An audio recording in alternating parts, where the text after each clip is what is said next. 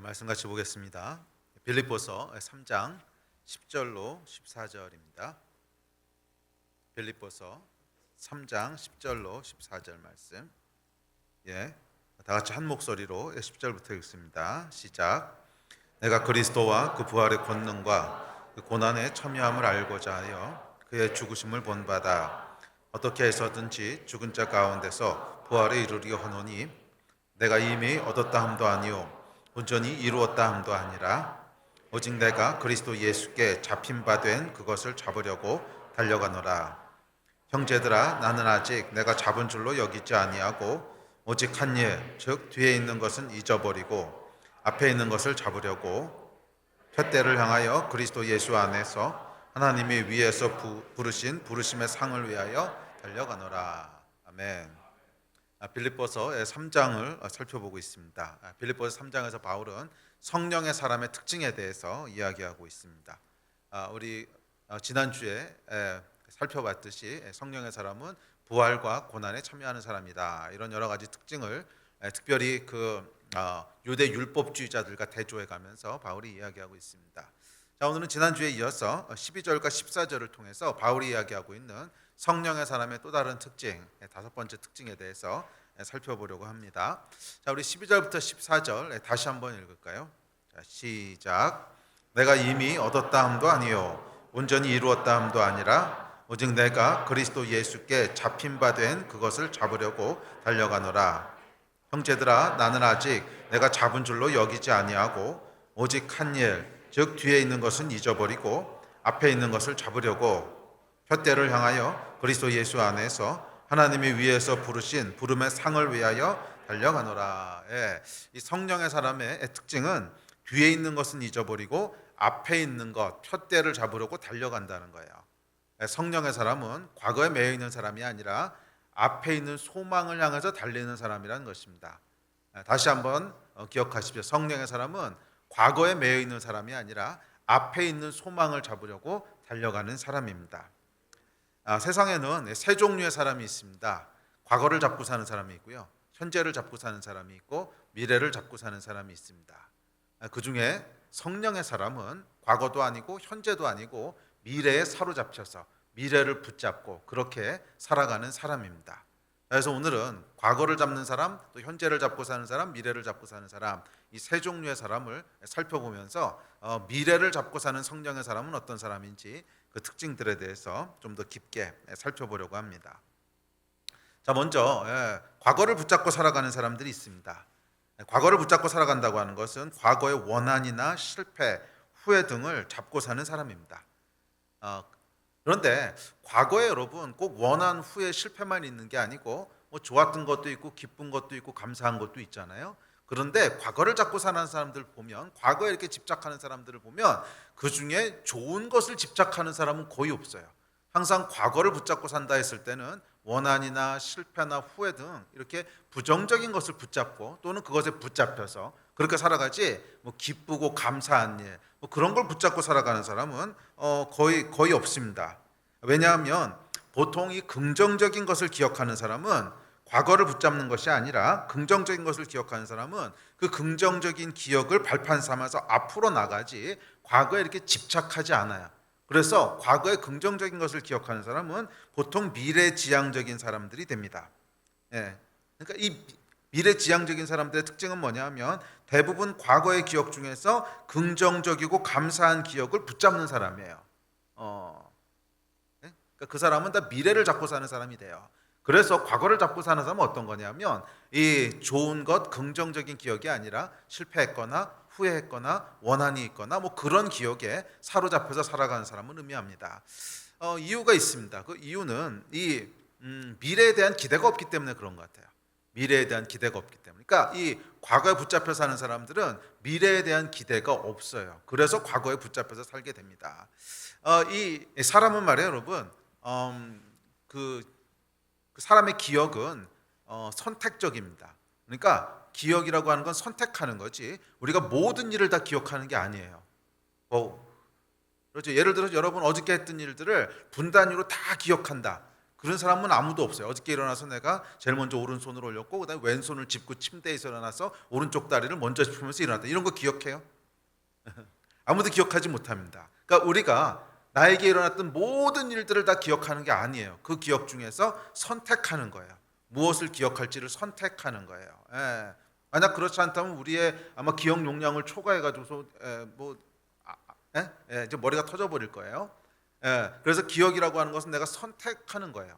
선택하는 건데 미래에 대한 소망, 기대가 있는 사람은 어떤 기억들을 선택하나 보세요. 자, 예를 들어서 바다를 아주 좋아하는 사람이 있어요. 너무너무 바다를 좋아하는데 올여름 휴가로 하와이에 가족과 함께 휴가 여행을 가기로 예약을 해놨어요. 그럼 어떡하겠어요? 계속 그게 소망이 생기죠. 하와이 바다, 하와이 바다, 하와이 바다. 막 생각만 해도 심장이 두근두근 뛰어요. 그러면 이 하와이에 가기까지 계속 무슨 생각이 드냐면 바다 생각이 날 거예요. 계속 바다 생각이 납니다. 뭐 그 전에 놀러 갔던 동해 바다, 저 양양 속초 막 이런 데까지 다 떠올리면서 맞아 그때 너무 재밌었는데 바다 너무 예뻤는데. 왜요? 이 기대가 있으니까 그 기대에 상응하는 과거의 기억들을 계속 떠올리는 거예요. 그러니까 우리가 기대가 있다고 하는 것, 미래에 대한 소망이 있다고 하는 것은 그 기대와 소망에 부합하는 과거의 기억들을 계속 선택하게 됩니다. 그래서 이 기대가 있는 사람은 과거의 기억 중에서 어떤 거를 선택하겠어요? 긍정적인 거, 기뻤던 거, 감사한 거, 그런 것을 계속 선택하게 됩니다. 반면 미래에 대한 기대가 없는 사람은 어떻게 돼요? 계속 부정적인 기억들을 선택하게 돼요. 그래서 보면 이 미래에 대한 기대가 있는 사람은 과거에서도 그 기대에 상응하는 그런 긍정적인 기억을 선택함으로 말미암아 이 미래에 대한 기대를 더 강화시킵니다. 그러니까 이게 선순환이 일어나는 거예요. 미래에 대한 기대가 있으니까 그 기대에 부합하는 좋은 기억들을 떠올리고 그 기억들을 강화시켜서 미래에 대한 기대가 더 커지고 계속 이렇게 선순환이 일어나는 건데 미래에 대한 기대가 없으면 반대로 악순환이 일어납니다. 미래에 대한 기대가 없어요.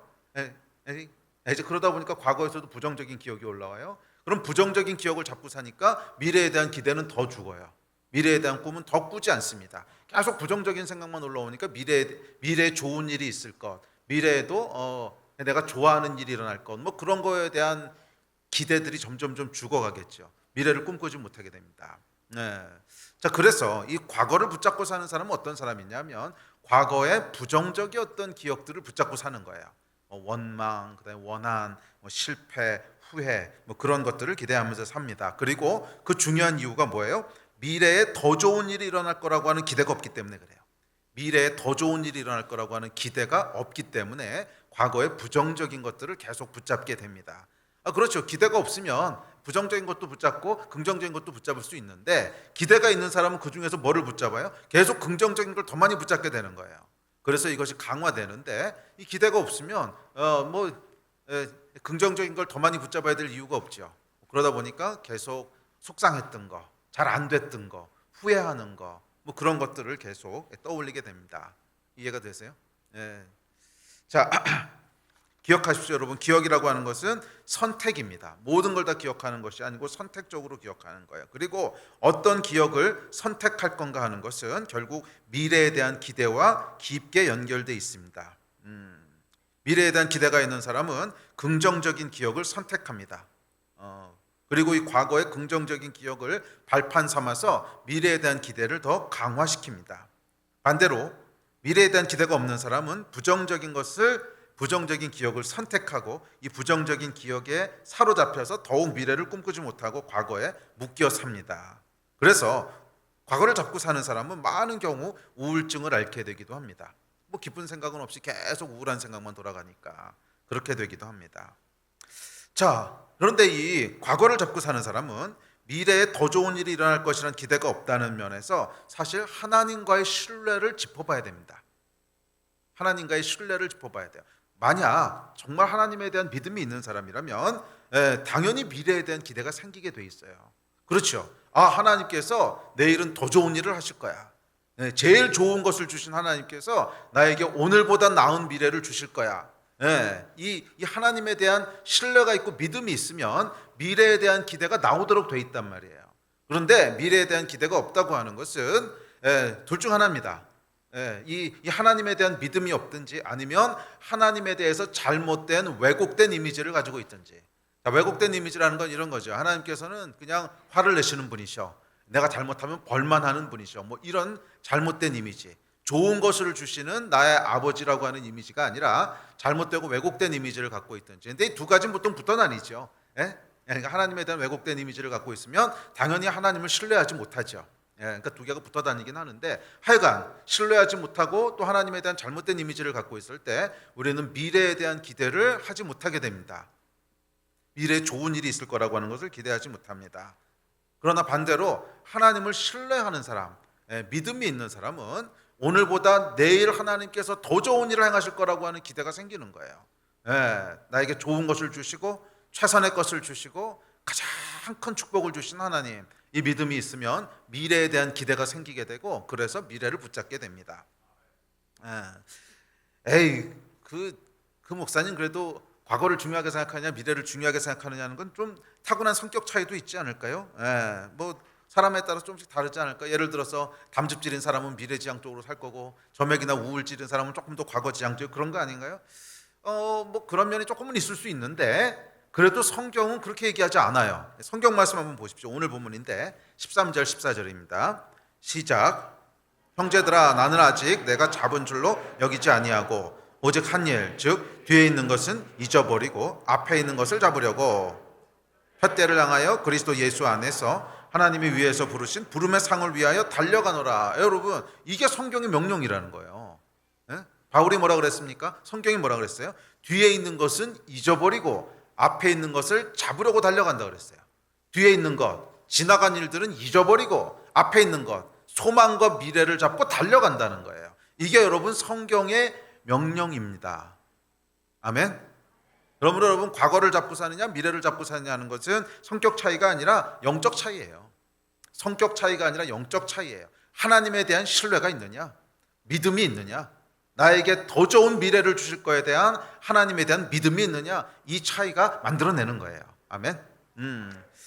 그래서 흥미로운 건 뭐냐면, 제가 이번 설교를 준비하면서 원래 기획을 어떻게 했냐면, 과거를 잡고 사는 사람, 현재를 잡고 사는 사람, 미래를 잡고 사는 사람, 이 세 가지 주제로 살펴보면서 각 사람의 예가 되는 성경 인물들을 한 명씩 뽑아서 그 사람들을 이렇게 깊게 들여다보면서 설교를 하려고 원래 그렇게 계획을 세웠어요. 그런데 이 성경을 찾아보니까 과거를 잡고 사는 하나님의 사람은 없는 거예요.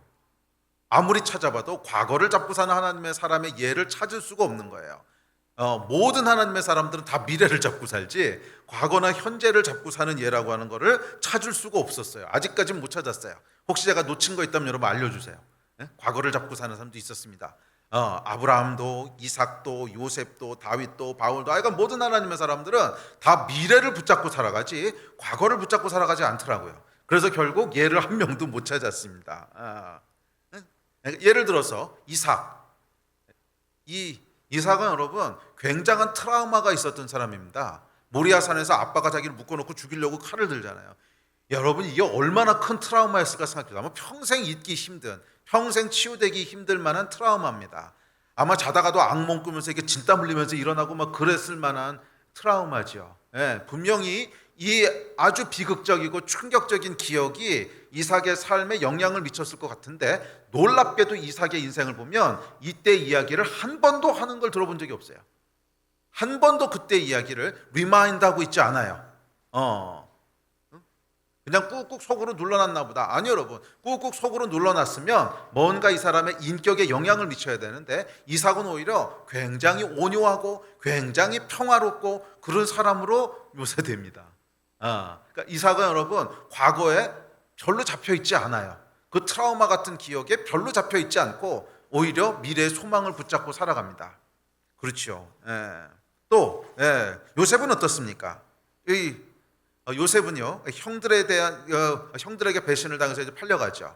야, 여러분, 이게 얼마나 큰 원한과 얼마나 큰 분노의 사건인지 생각해 보세요. 그러니까 오늘날로 얘기하면 이런 거예요. 형들이 이 요셉을 팔아버렸는데, 이제 나를 팔아버렸는데, 이게 저기 어디 필리핀 새우잡이 원양어선에다가 뭐 새우잡이 노예로 팔아버린 거예요. 뭐 이런 거예요.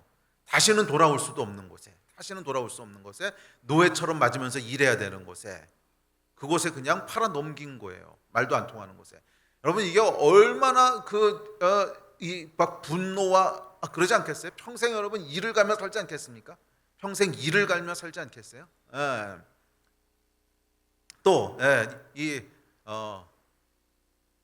보디발의 아내, 내가 정말 얼마나 그 집안을 위해서 충성을 다하고 뼈를 갈아가면서 섬겼는데 결국 뒤에서 뒤통수 친 거 아니에요?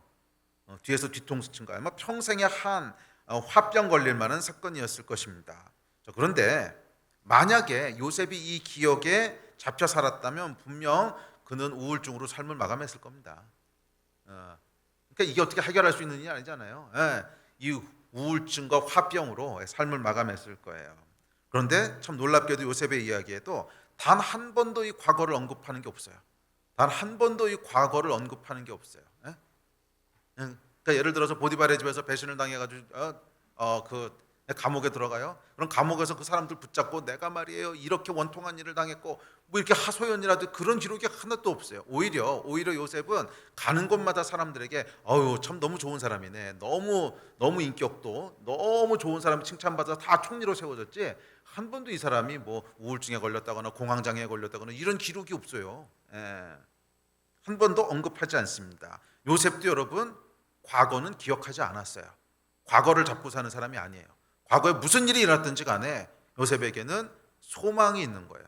항상 소망을 붙잡고 사는 거예요. 항상 소망을 왜냐하면 요셉에게는 하나님에 대한 믿음이 있었기 때문에 그런 거예요. 오늘과는 다른 내일을 하나님이 준비하고 계실 거야. 나에게 하나님께서 다른 미래를 주실 거야. 이 소망이 요셉이 잡고 있었던 거예요. 그렇죠, 여러분 생각해 보세요. 요셉이 노예로 팔렸습니다. 노예로 살면서 무슨 생각했을까요? 그렇죠. 하나님이 오늘과는 다른 미래를 준비하고 계실 거야. 그거 믿지 않았겠습니까? 이 믿음. 또 요셉이 감옥에 갇혔습니다. 감옥에서 무슨 생각했겠어요? 그렇죠. 하나님이 오늘과는 다른 내일을 준비하고 계실 거야. 이거 믿지 않았겠습니까? 그래요. 이 믿음. 하나님께서 오늘과는 다른 내일을 준비하고 계실 거고 오늘과는 다른 미래를 준비하고 계실 거라고 하는 하나님에 대한 믿음이 요셉을 과거의 망령에서부터 벗어나서 미래를 잡는 사람이 되게 했어요. 요셉을 과거의 망령으로부터 해방시킨 것은 하나님에 대한 믿음이었어요. 오늘과 다른 내일을 하나님이 준비하고 계실 거야. 이 믿음. 그것이 요셉을 미래를 잡는 사람이 되게 했습니다. 저와 여러분을 향해서도 하나님 동일한 계획을 가지고 계십니다. 오늘과는 다른 미래를 준비하고 계십니다. 아멘이십니까?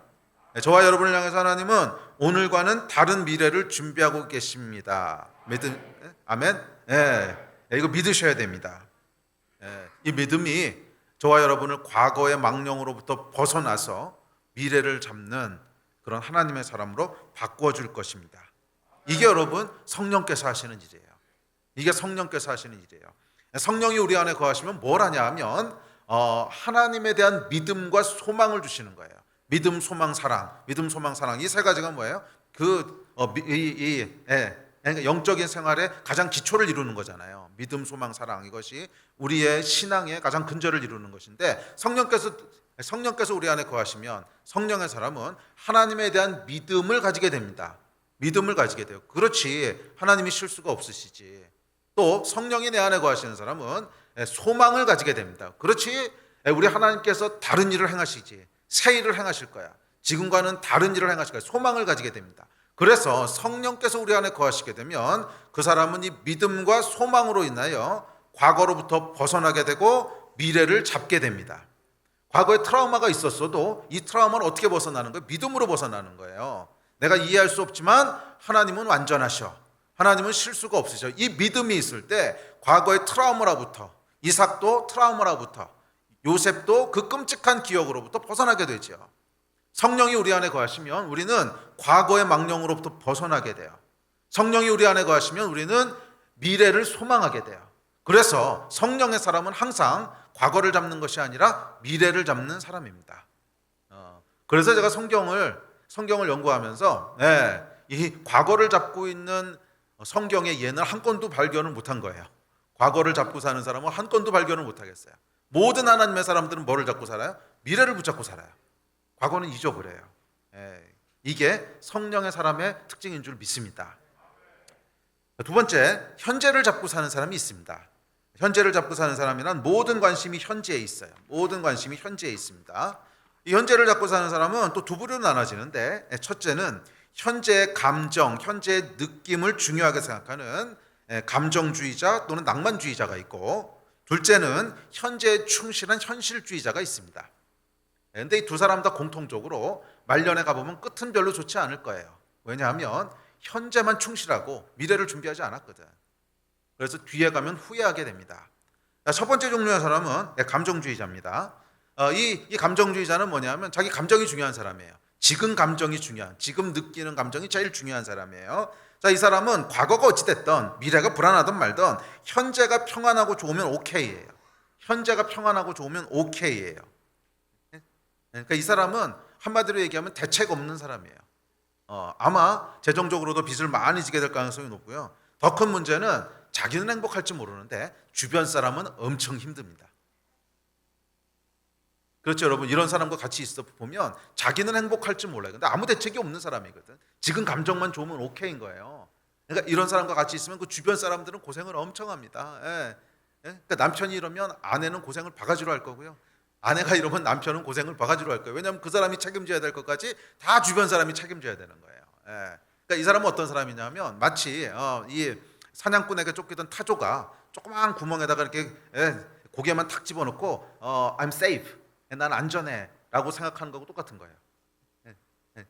근데 실제로 타조가 그렇대요. 타조가 막 쫓겨서 급하게 되면 그러니까 다른 짐승한테 쫓기든지 뭐 사냥꾼한테 쫓기든지 그러면 머리만 숨는데요. 조그만 데다가 머리만 탁 집어넣고 괜찮다고 생각하는 거예요. 보이는 게 없으니까. 이거하고 똑같은 사람이에요. 지금 내 감정만 오케이면 아무 문제가 없다고 느끼는 사람. 그래서 이 사람의 말로는 그렇게 좋지 않을 겁니다. 말년에 가보면 후회하게 될 것이고 말년에는 당연히 하늘의 상급도 없을 겁니다. 왜? 미래를 준비한 게 없으니까. 두 번째 부류의 사람은 현실주의자입니다. 현실주의자는 현실에 충성을 한 사람이에요. 그래서 이 사람은 대부분의 경우 성실합니다. 아주 성실하고요. 매 순간 최선을 다합니다. 또 현실에 충실하다 보니까 욕심도 없어 보이고 야망과 사심도 없어 보입니다. 이 야망이나 사심이 있다고 하는 건 뭐냐면 미래를 잡는 사람이 보통 야망이 있거든요. 내가 이런 걸 이루어낼 거야. 내가 결국 이런 걸 성취할 거야. 막 그래서 막 드라이브해 가는 사람. 그런 사람은 이제 야망도 보이고 사심도 보이는데 현재에 충실한 사람은 그냥 현재에 충실한 것이지 미래에 대한 거는 별로 붙잡고 있지 않기 때문에 사실 이런 사람은 야망도 없어 보이고 사심도 없어 보여요. 그런데 문제는 뭐냐면 비전도 없어요. 문제는 비전도 없어요. 삶의 방향이 없습니다. 인생의 방향이 없어요. 그래서 이 사람은 열심히 살긴 하는데 마지막에 돌아보면 자기가 어디 있는지를 몰라요. 어디 있는지를 몰라. 가면서 여기가 어디지? 내가 왜 여기까지 왔지? 아니 방향성을 가지고 인생을 왔어야 그렇지 내가 지금 여기 와 있는 거지 하는 걸 알 텐데 그냥 그때그때 충실했지 비전도 없고 방향도 없었어요. 열심히 살았는데 그때그때 방향이 달랐어요. 일로도 갔다 절로도 갔다 뒤로 갔다 앞으로 갔다. 그 사람 인생의 말년에 가보면 여기가 어디지? 내가 왜 여기 와 있지? 굉장히 당황스러울 거예요. 방향이 없었던 인생의 말년입니다. 방향이 없었던 인생의 말년입니다. 끝에 가면 당황하게 될 것이고 끝에 가면 방황하게 될 것이고 결국 실망하게 될 겁니다. 그저 있는 곳에서 최선을 다하라는 말에 속지 마십시오. 그것만으로는 충분하지 않습니다. 그저 있는 곳에서 최선을 다하는 것과 부르신 곳에서 최선을 다하는 것은 달라요. 부르신 곳에서 최선을 다한다고 하는 것은 부르심이라고 하는 목표, 푯대가 있는 거예요. 거기서 최선을 다하는 것은 할렐루야, 맞습니다. 당연히 크리스천이 해야 될 일이에요. 그런데 그저 있는 곳에서 최선을 다한다? 그것으로는 충분하지 않습니다.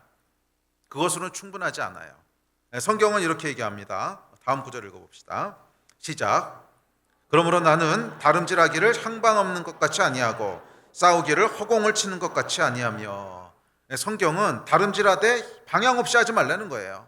싸우기를 허공 치듯이 하지 말라는 거예요. 그저 있는 곳에서 최선을 다하는 것만으로는 충분하지 않다는 거예요. 근데 많은 사람들이 여기 속아요. 그냥 열심히 일을 하다가 뭐 직장을 다니다가 내가 원하는 어떤 일을 하다가 그러다 은혜를 받고 예수 그리스도를 만납니다. 그러면 그냥 쉽게 받아들이는 것이 그렇지, 크리스찬은 성실하고 최선을 다해야지. 그래서 그냥 있는 곳에서 최선을 다하는 것을 크리스찬의 어떤 덕목이라고 생각을 합니다. 아니 여러분, 그걸로 충분하지 않아요. 그 전에 뭐를 돌아봐야 되는 거예요? 지금 내가 있는 이곳이 부르신 곳이 맞는가? 그걸 먼저 돌아봐야죠. 먼저 방향을 짚어봐야지요. 이 방향이 맞는가? 이리로 하나님이 나를 부르셨는가? 여기가 나를 두신 곳인가? 그게 확인이 됐으면 그러면 하나님이 떠나라고 할 때까지는 거기서 충성되게 최선을 다하는 것이 모든 하나님의 백성들이 해야 될 일입니다. 그러나 부르신 곳이라고 한 거 체크하지도 않고 그냥 내가 있던 곳, 내가 원래 해오던 것, 내가 여기까지 어떻게 왔는지, 어떤 과정을 통해서 왔는지, 뭐 불순종하면서 왔는지, 순종하면서 왔는지 아무런 점검 없이 그냥 내가 있는 곳에서 최선을 다하고 성실하게 사는 것. 아니 여러분, 그게 크리스천의 삶은 아닙니다. 싸우기를 허공치듯이 하면 안 되고요. 다름질하기를 향방 없는 자 같이 하면 안 돼요. 명확한 방향성이 있어야 됩니다. 명확한 방향성이 있어야 돼요. 여러분은 지금 어디 계십니까? 부르신 곳에 계십니까? 아니면 그저 있는 곳에 있으십니까? 최선을 다하는 것만으로는 충분하지 않습니다. 삶에는, 모든 크리스천의 삶에는 푯대가 있어야 돼요. 명확한 방향이 먼저 있어야 됩니다.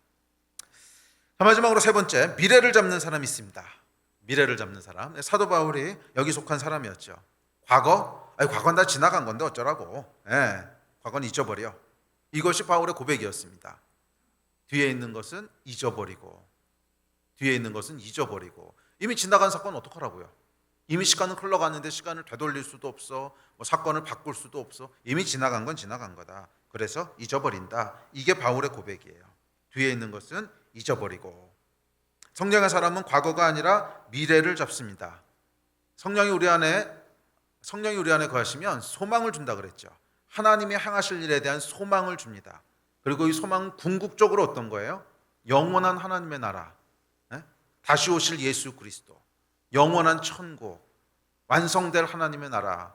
그렇죠? 이 소망을 우리 안에 부어주시는 분이 성령님이세요. 그래서 성령이 우리 안에 거하시면 결국 이 땅의 것이 아니라 완성될 하나님의 나라, 영원한 천국을 소망하게 됩니다.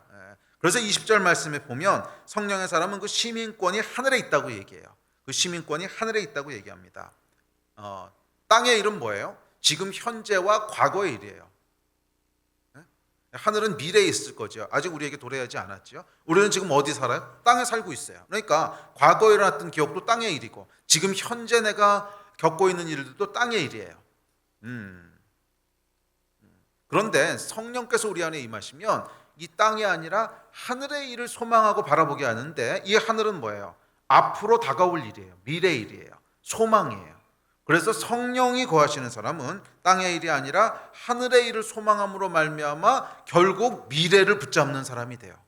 이 땅에서의 삶이 아무리 이해되지 않고 이 땅에서의 삶이 아무리 어려워도 그것이 아니라 다가올 미래를 소망하게 돼요. 다가올 미래를 소망하게 돼요.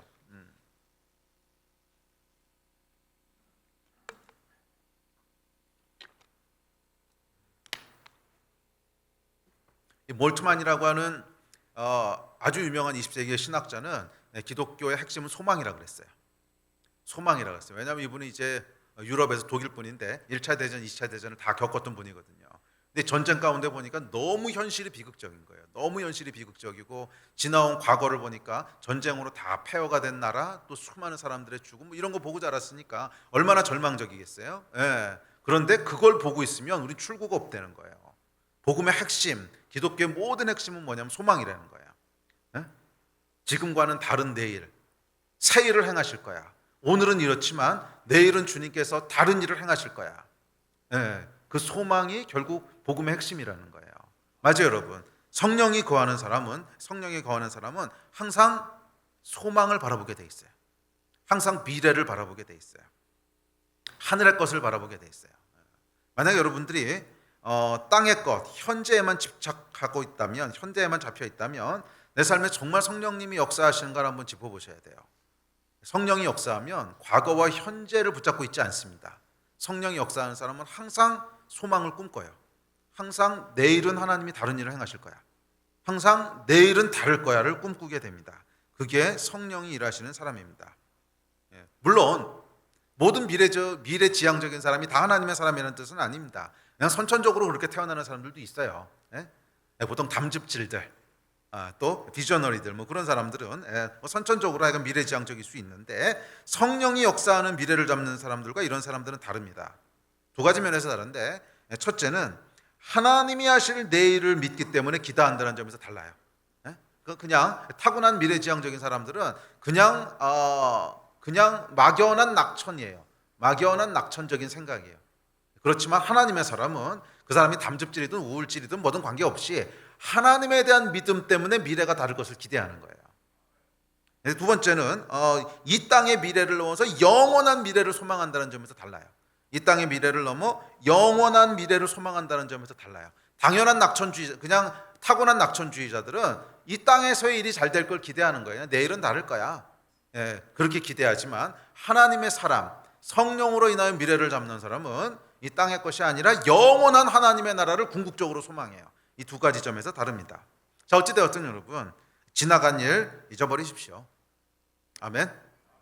여러분들에게 어떤 트라우마가 있든지, 어떤 원망이 있든지, 어떤 원한이 있든지 지나간 일은 잊어버리세요. 기억은 우리 선택이에요. 할 수 있어요. 할 수 있으니까 바울이 하라 그런 거죠. 잊어버리세요. 그거 붙잡고 있으면 답이 없습니다. 과거를 붙잡고 있는 한 한 발자국도 앞으로 나갈 수 없어요. 그거 붙잡고 있는 한 성령의 사람이 될 수 없어요. 과거는 그냥 잊어버리십시오. 뭐 어차피 지나간 거 어떡하겠어요. 이 과거에 매여 있으면 믿음이 실족하게 됩니다. 믿음에 실족하게 돼요. 하나님에 대한 믿음이 넘어지게 돼요. 그렇죠. 계속 과거만 붙잡고 있으면 뭔가 행하실 거라고 하는 믿음을 가질 수가 없어요. 아멘. 또 현실의 즐거움에 너무 집착하지 마십시오. 현실의 즐거움에 너무 집착하면 믿음을 타협하게 됩니다. 하지 말아야 될 일들을 하게 돼요. 앞을 바라보십시오. 앞만 바라보세요. 앞만 바라보세요. 하나님이 행하실 일만 믿으세요. 오늘과는 다른 내일을 준비하고 계시다. 나의 미래는 전혀 다를 것이다. 이 사실만 믿으세요. 우리 하나님은 여러분을 위하여 다른 미래를 계획하고 계십니다. 아멘. 자, 그렇기 때문에 사실 미래를 바라본다는 것은 엄밀하게는 하나님을 바라본다는 뜻이에요. 그래서 제가 성경을 찾아보니까 과거 현재를 붙잡는 하나님의 사람은 없었다는 거예요. 왜냐하면 미래를 바라본다는 것 자체가 하나님을 바라보는 것이기 때문에 결국 모든 하나님의 사람들은 하나님을 바라보기 때문에 미래를 소망하는 사람이 돼요. 아멘. 소망을 붙잡으십시오. 하나님을 바라보십시오. 과거에 아무리 아픈 기억이 있고, 과거에 아무리 억울한 기억이 있고, 과거에 아무리 어두운 기억이 있더라도 이거는 뒤에 것은 잊어버리고 바울의 고백처럼 그냥 잘라내세요. 잘라내시고 뭐를 붙잡아야 돼요? 하나님. 다른 일을 행하실 분, 이전과는 다르게 일하실 분, 오늘과는 다른 내일을 준비하고 계신 분, 더 좋은 일을 주실 분, 완전한 일을 행하실 분, 그분을 붙잡으셔야 돼요. 성령께서 우리 안에 일하실 때 이걸 보게 하시는 거예요. 하나님을 바라보게 하시는 거예요. 하나님을 바라보게 하시는 거예요. 이 소망을 붙잡고 살아가는, 그러므로 승리하는 여러분 되시기를 주의 이름으로 축복합니다. 이 바울뿐만 아니라 성경에 등장하는 모든 하나님의 사람은, 정말 모든 하나님의 사람은 예외 없이 다 미래를 잡고 사는 사람이었어요. 지금 말씀드렸던 이유 때문에 그래요. 미래를 바라본다는 건 하나님을 바라보는 거기 때문에 결국 하나님의 사람은 미래를 잡는 사람이 됩니다. 과거의 메인 사람은 한 사람도 찾을 수가 없었어요. 그 앞서 예를 들었듯이 요셉은 형들로 인해서 말로 표현할 수 없는 억울한 인생을 삽니다. 이게 뭐 보통 사람들 같았으면 뭐 공황장애, 우울증, 그래서 미쳐버렸을 겁니다. 자, 그런데 요셉의 인생을 보면 이런 과거의 억울함에 대한 이야기를 한 번도 하지 않아요. 한 번도 하지 않아요. 오히려 총리가 되어서 나중에 형들을 만났을 때 형들을 위로합니다. 요셉이 했던 얘기를 한번 읽어봅시다. 창세기 45장입니다. 시작. 당신들이 나를 이곳에 팔았다고 해서 근심하지 마소서. 한탄하지 마소서. 하나님이 생명을 구원하시려고 나를 당신들보다 먼저 보내셨나이다. 아멘. 형들이 한 일이 아니라 하나님이 하신 일이라는 거예요. 요셉이 여러분 과거에서부터 벗어날 수 있었던 이유가 이거예요. 하나님에 대한 절대적인 신뢰가 있는 거예요. 내가 이해할 수 없는 일이에요. 아니 어떻게 내 인생에 이런 일이 벌어졌지? 억울한 일이에요. 한탄스러운 일이에요. 그렇지만 뭐에 대한 믿음이 있어요? 하나님에 대한 믿음이 있어요. 하나님은 실수가 없으셔. 내 인생에 행하신 일 내가 다 이해할 수 없고 다 떠올릴 수 없지만 여전히 하나님은 실수가 없으셔. 나에게는 가장 좋은 것을 주셨어. 이 하나님에 대한 절대적인 믿음이 있을 때 요셉이 과거의 망령에서 벗어나서 하나님의 소망을 잡고 살아가는, 그래서 위대한 하나님의 사람으로 승리하게 되는 이 비결이 여기 있는 거예요. 아멘. 이 믿음이 동일하게 여러분 안에 역사하기를 축복합니다. 과거에 어떤 어려움들이 있었던, 어떤 형들이 여러분들을 노예로 팔았던, 그것에 붙잡혀 살지 마세요.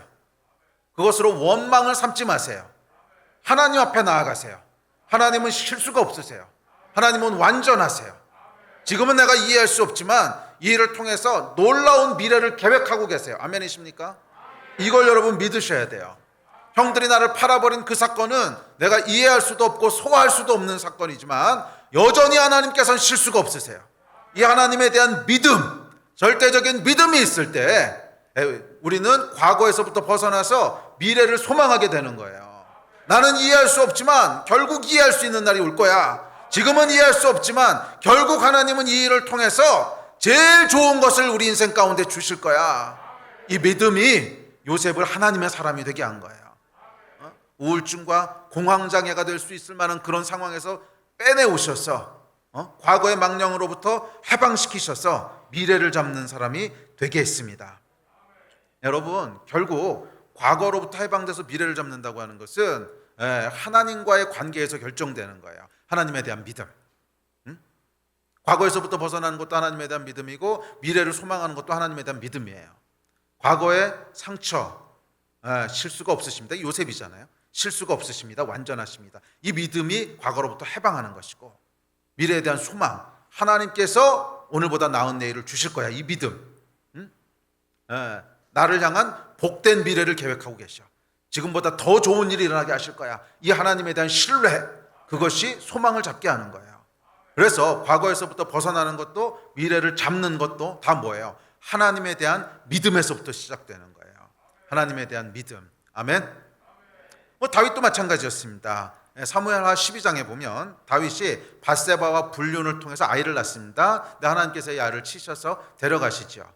그 일이 기록되어 있습니다. 한번 볼까요? 사무엘하 12장입니다. 시작.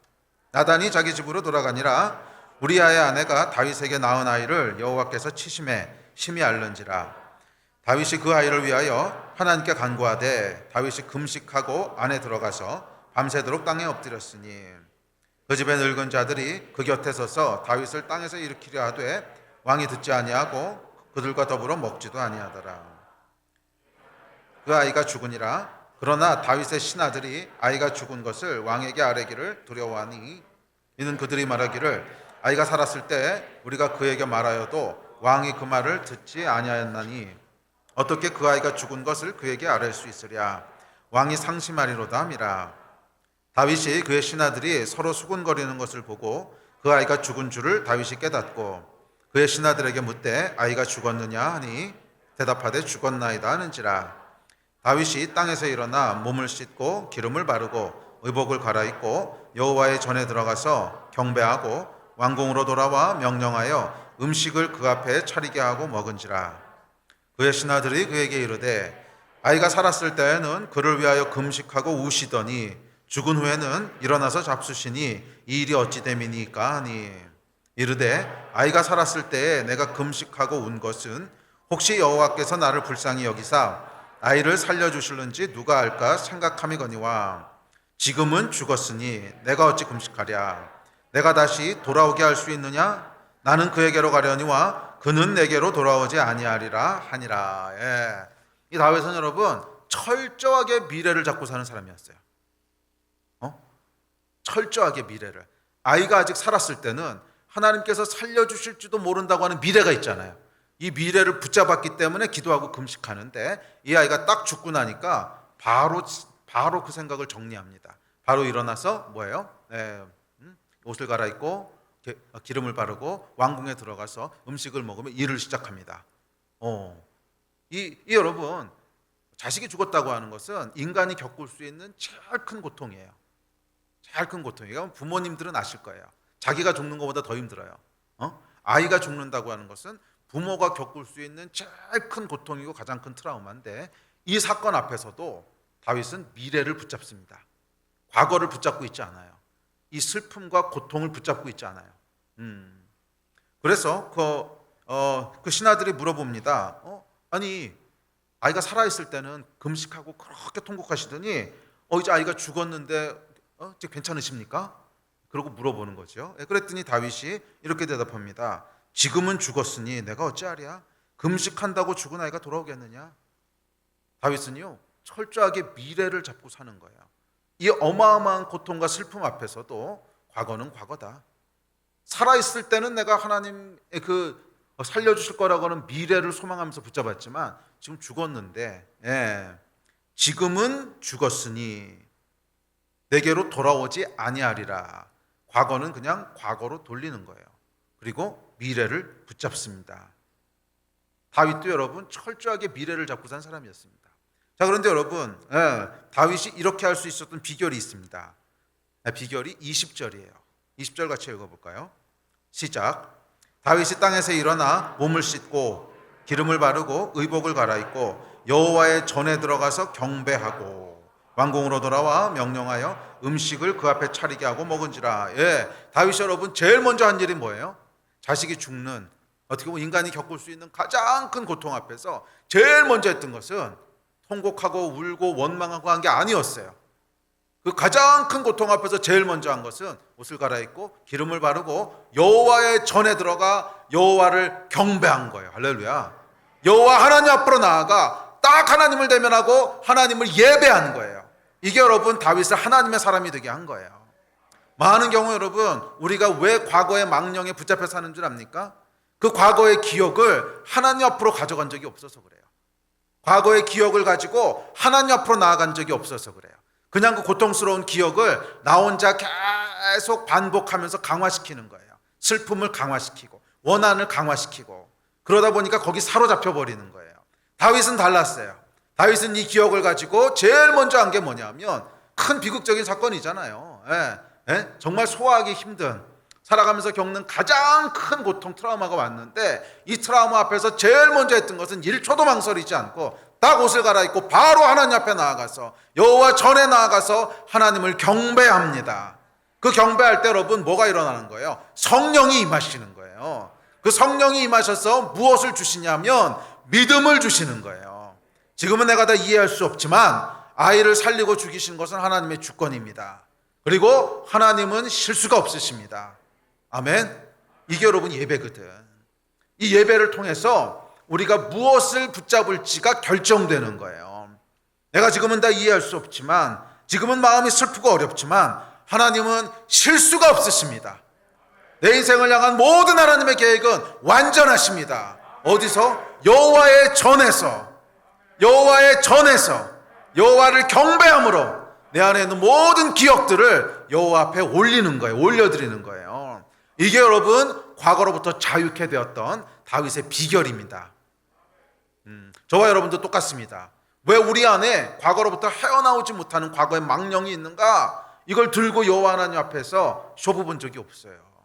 이걸 여호와 하나님 앞에 들고 나가야 돼요. 그리고 그 자리에서 뭐예요? 하나님을 예배해야 돼요. 여호와를 경배하니, 여호와를 경배하니. 다윗이 했듯이 여호와를 경배해야 돼요.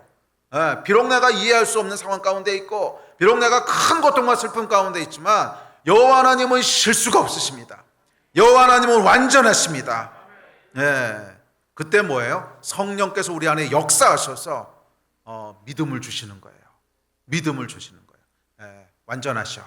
여호와 하나님은 실수가 없으시죠. 그리고 동시에 뭘 주는 거예요? 미래에 대한 소망을 주는 거예요. 오늘은 비록 아이가 죽었지만 내일은 다른 일이 기다리고 있을 거야. 지금과는 다른 더 좋은 일을 하나님이 행하실 거야 하는 소망의 믿음을 주시는 거예요. 아멘.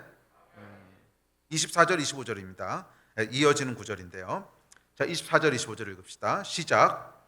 다윗이 그의 아내 밧세바를 외로워하고 그에게 들어가 그와 동침하였더니 그가 아들을 낳음에 그의 이름을 솔로몬이라 하니라. 여호와께서 그를 사랑하사 선지자 나단을 보내 그의 이름을 여디디아라 하시니 이는 여호와께서 사랑하셨기 때문이라. 여러분, 정말로 하나님께서 다윗의 믿음대로 그에게 솔로몬을 주십니다. 할렐루야. 정말로 하나님께서 다윗의 소망대로, 다윗의 믿음대로 그의 내일에 솔로몬이라고 하는 축복을 주십니다. 과거를 잡는 사람에게는 우울한 뿐이지만 미래를 잡는 사람에게는 솔로몬이 기다리고 있습니다. 아멘. 이 솔로몬이라고 하는 것은 상징적으로 여호와 하나님께서 행하실 좋은 일을 대표하는 거예요. 비록 오늘은 아이가 죽었지만 미래를 잡고 사는 사람의 내일에는 솔로몬이 기다리고 있다는 거예요. 과거를 잡고 사는 사람의 미래에는 우울함만 기다리고 있어요. 그러나 미래를 잡고 사는 사람의 미래에는 솔로몬이 기다리고 있습니다. 미래에 더 좋은 일을 하실 거야 라고 하는 믿음이 다윗을 과거의 망령에서 벗어나 솔로몬을 품에 안은 자가 되게 했습니다. 여러분은 어떠십니까? 여러분은 하나님을 신뢰하십니까? 아멘. 그렇다면 하나님께서 미래에 더 좋은 일을 하실 것을 신뢰하십니까? 아멘이 매가리가 없어요. 더 좋은 일을 하실 것을 신뢰하십니까? 비록 오늘은 아이가 죽었지만 내일은 우리가 솔로몬을 안을 것입니다. 아멘이십니까? 비록 오늘은 아이가 죽었지만 내일은 우리가 솔로몬을 안을 것입니다. 아멘이십니까? 이 믿음이 우리를 구원하는 거예요. 이 믿음이 우리를 과거의 망령에서부터 구원하시는 거예요. 아멘. 솔로몬을 안게 될 줄로 믿습니다. 바울은 이야기합니다. 뒤에 있는 것은 잊어버리래요.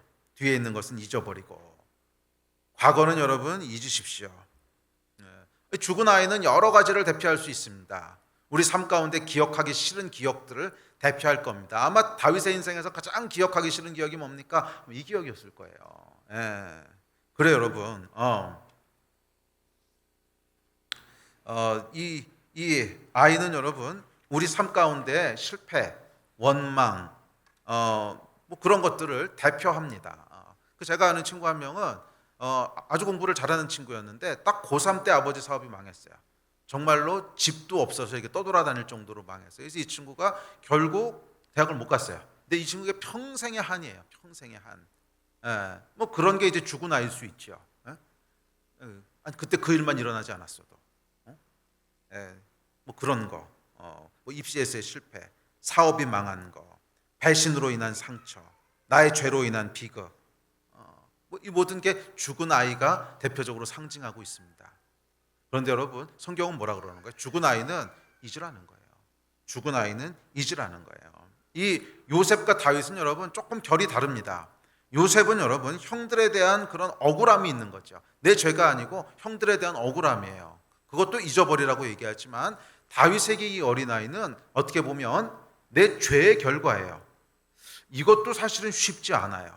내가 그냥 억울하고 원통한 일을 당한 것도 잘 잊어버리지 않지만 내 죄로 인한 결과가 있을 때는 절망, 낙심, 끝났어, 안 될 거야, 죄책감, 뭐 그런 것이 나를 확 사로잡습니다. 그래서 미래를 소망하기 어렵게 만들어요. 그렇죠, 여러분. 내 죄 때문에 모든 게 망가지고 여기까지 왔어.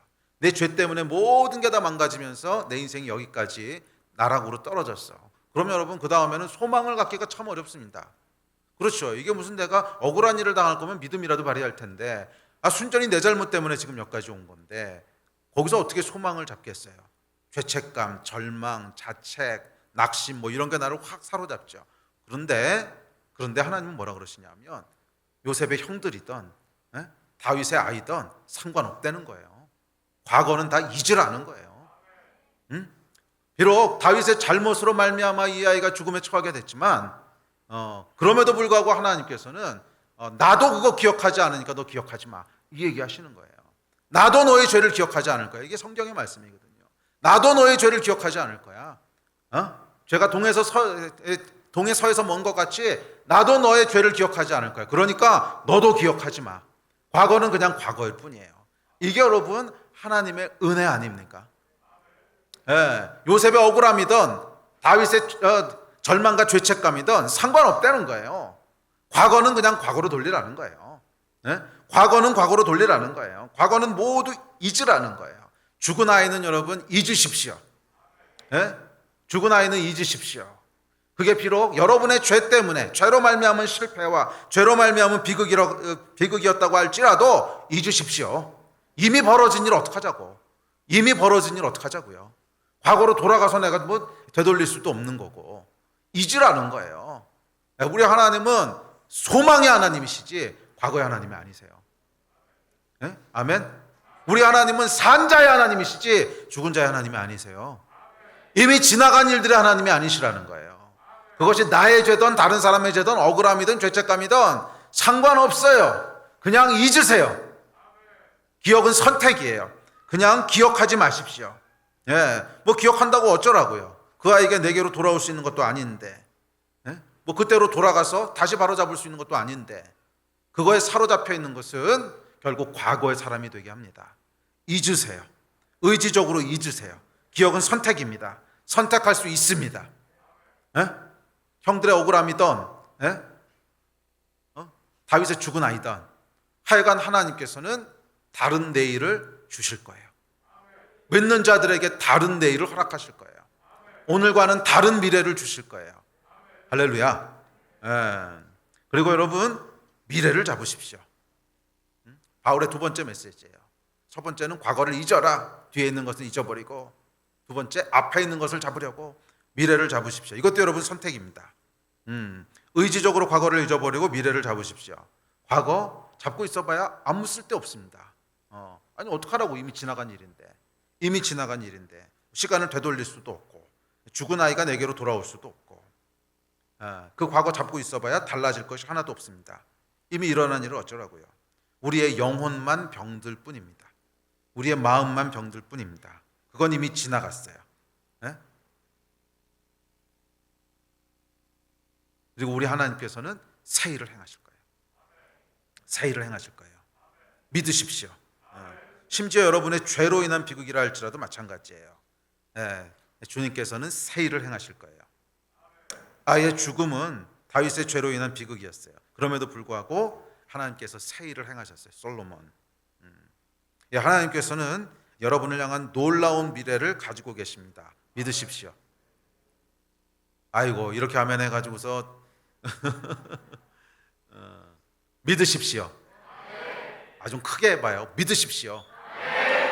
이게 선택하는 거예요. 아멘으로. 믿으십시오 하면 아멘 하십시오. 하나님께서는 여러분을 향한 놀라운 미래를 가지고 계십니다. 거기 말고 믿으십시오. 그럼 아멘 하라. 이게 박자가 맞아야지. 오케이, 다시 한번. 하나님께서는 여러분을 향한 놀라운 미래를 준비하고 계십니다. 믿으십시오. 어제는 아이가 죽었지만 내일은 솔로몬을 안길 것입니다. 믿으십시오. 우리 하나님께서는 새 일을 행하실 것입니다. 믿으십시오. 이전과는 다른 일을 행하실 것입니다. 믿으십시오. 여러분의 미래는 과거보다 좋을 것입니다. 믿으십시오. 비교할 수 없을 만큼 좋을 것입니다. 믿으십시오. 비교할 수 없을 만큼 좋을 것입니다. 믿으십시오. 하나님은 선하십니다. 믿으십시오. 좋은 것을 주십니다. 믿으십시오. 믿으십시오. 아멘. 이 믿음이 우리로 다른 삶을 살게 하는 거예요. 과거로부터 벗어나서 미래를 붙잡는 삶을 살게 하는 거예요. 우리 예배팀 앞으로 나오십시오. 성경은 이렇게 얘기합니다. 히브리서입니다. 시작. 믿음이 없이는 하나님을 기쁘시게 하지 못하나니 하나님께 나아가는 자는 반드시 그가 계신 것과 또한 그가 자기를 찾는 자들에게 상 주시는 이심을 믿어야 할지니라. 자기를 찾는 자들에게 상 주시는 이심을 믿어야 할지니라. 다윗 여러분 왜 솔로몬이라고 하는 상을 받았어요? 여호와 하나님을 찾았기 때문이에요. 띄워놔 주세요. 계속. 믿음이 없이는 하나님을 기쁘시게 하지 못해요. 누구든지 하나님께 나아가는 자는 반드시 그가 계신 것과 상 주시는 이심을 믿어야 한다는 거예요. 다윗 여러분 이 믿음으로 하나님 앞에 나아간 거예요.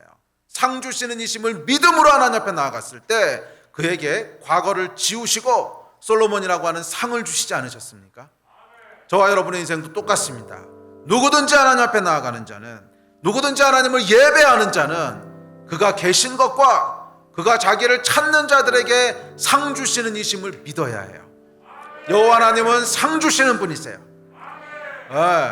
좋은 미래를 주시는 분이세요. 그러면 여러분 의지적으로 과거를 잊고 미래를 잡으십시오.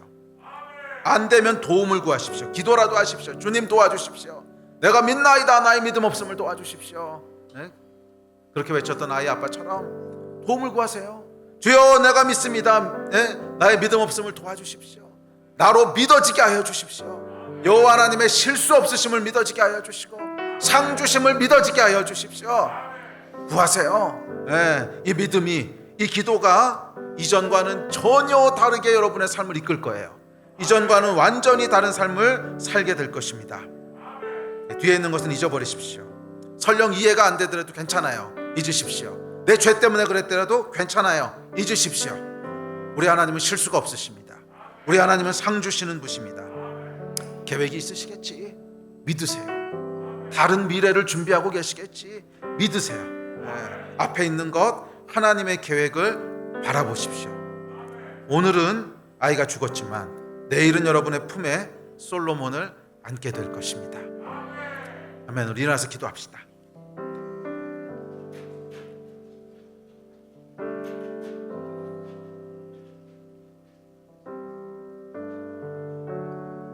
여러분 정말로 믿으십니까? 여호와 하나님 실수가 없으신 거 믿으십니까? 그렇다면 여러분의 삶 가운데 이해할 수 없었던 일들, 아직까지도 내 발목을 붙잡고 있는 것들, 오늘 다윗이 그랬듯이 기름을 바르고 옷을 고쳐 입고 여호와 하나님 앞에 나아가 경배합시다. 예배합시다. 성령께서 도우실 거예요. 성령께서 우리를 고백하게 하실 거예요. 실수가 없으신 분, 완전하신 분, 너의 인생에 행한 모든 일은 나의 완전한 계획 가운데 있었어. 하나님이 조명하실 거예요. 미래의 소망을 위해 기도하십시오. 오늘과는 다른 미래를 하나님 준비하십니다. 성령께서 여러분 임하실 때 이것을 꿈꾸게 하실 거예요. 나의 오늘은 이렇지만 내가 오늘은 노예고 오늘은 감옥 가운데 있지만 내일은 다를 거야. 이 소망 오늘 성령께서 우리 위에 부으실 거예요. 아멘이십니까? 믿으십시오. 여호와 하나님께 나아가는 자는 믿음이 있어야 돼요. 하나님께 나아가는 자는 믿음이 있어야 돼요. 아멘. 우리 주여 3번 부르짖고 합심해서 기도할 때 이 일을 위해서 기도합시다. 성령님 오늘 임하셔서 나로 과거로부터 벗어나 미래를 잡는 사람이 되게 하여 주십시오. 이 일을 위해서 주여 3번 부르짖고 합심해서 기도하겠습니다.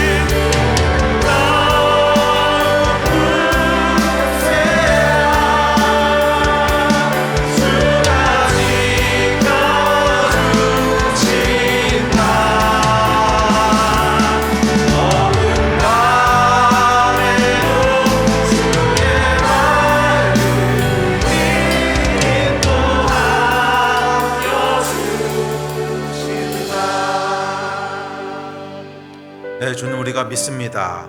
저희에게 새 일을 행하실 주님을 믿습니다. 어제와는 다른 내일을 준비하시는 주님을 믿습니다. 주님, 요셉의 원통함이던 다윗의 아이던 주여 모든 과거는 과거로 돌리고 끊습니다. 주님, 우리의 기억을 붙잡지 못하게 하여 주시고 성령님, 우리로 앞에 있는 것을 소망하게 하여 주십시오. 성령님, 우리로 뒤에 있는 것을 끊게 하시고 앞에 있는 것을 붙잡게 하여 주십시오. 좋은 것을 소망하게 하십시오. 여호와 하나님을 소망하게 하십시오. 우리 하나님 완전하십니다. 우리 하나님 실수가 없으십니다. 우리 나의 삶 가운데 행하신 모든 일은 완전하신 하나님의 섭리인 것을 믿습니다. 주님, 지금은 우리가 다 이해할 수 없어도 언젠가 이해할 날이 있을 것이고 언젠가 그것이 얼마나 큰 축복인지를 보게 될 날이 올 것입니다. 주님, 우리가 믿습니다. 주님, 우리가 믿습니다. 여호와 하나님의 신실하심을 믿습니다. 여호와 하나님의 완전하심을 믿습니다. 이 믿음으로 승리하며 살아가는 귀한 우리 형제자매들 되도록 성령이여 붙잡아 주시고 역사하여 주시옵소서. 과거의 모든 망령으로부터 해방될지어다.